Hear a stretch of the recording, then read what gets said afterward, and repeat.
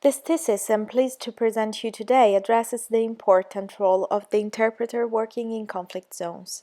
He or she represents a vital resource of intelligence, linguistic, cultural, and humanitarian support. This professional role has always been mistreated throughout history, and it's always been considered as an invisible actor.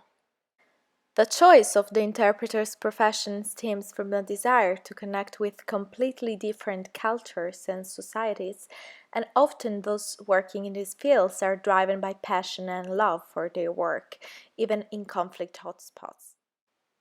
But how does one go from the desire to interpret to interpreting in war crises?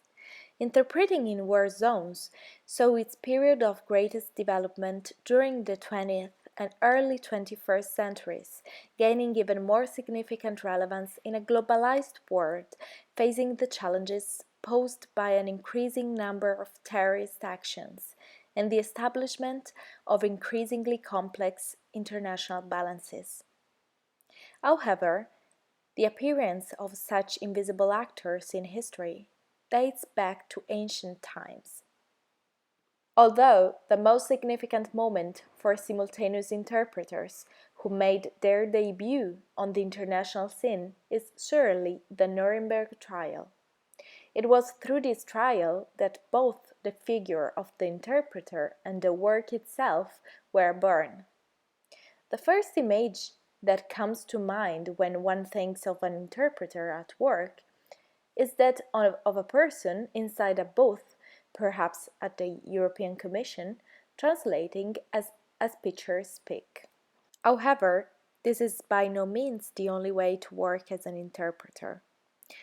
When one chooses to go down this career path, one must keep in mind the risks one faces, but also some rights to which one should appeal. Lately, because of the major world crises we have had such as COVID, the war in Ukraine, and the withdrawal of US troops in Afghanistan, the position of a cultural and language mediator has been in increasing demand.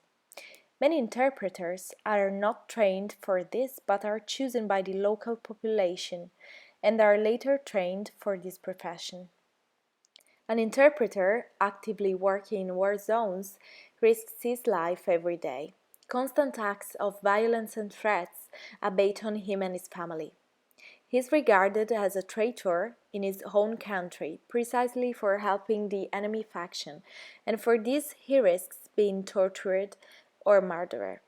Very often these people have found themselves alone, as the countries for which they have served for so many years have abandoned them, after promising to protect them and grant them a special visa for a better future. To protect and safeguard the lives of these people, many associations and organizations have sprung up over time. These are committed to provide support and relief to all the interpreters. Among them, it is important to mention No One Left Behind, In Zone Red T, the International Association of Conference Interpreters, and the International Federation of Translators. Among the testimonies I discussed in my thesis are those of courageous men and women including Janice Shinwari and Carolina Chernoivan, but in my opinion every story and every single testimony deserves to be told. Interpreters put their own lives and those of their families at risk. For this reason, certainly taking note of the fact that it is a very complicated situation, it would still be important to increase and speed up even more the admission programs for interpreters in the countries for which they have worked. An accepted assignment cannot and should in no way represent a death sentence. A life lived in the shadows, often in isolation from one's family members, resigned and threatened, cannot be called a life. We must help the very many interpreters who are still calling for help today and who can still be rescued. Let us not make them regret working for international powers on their own soil.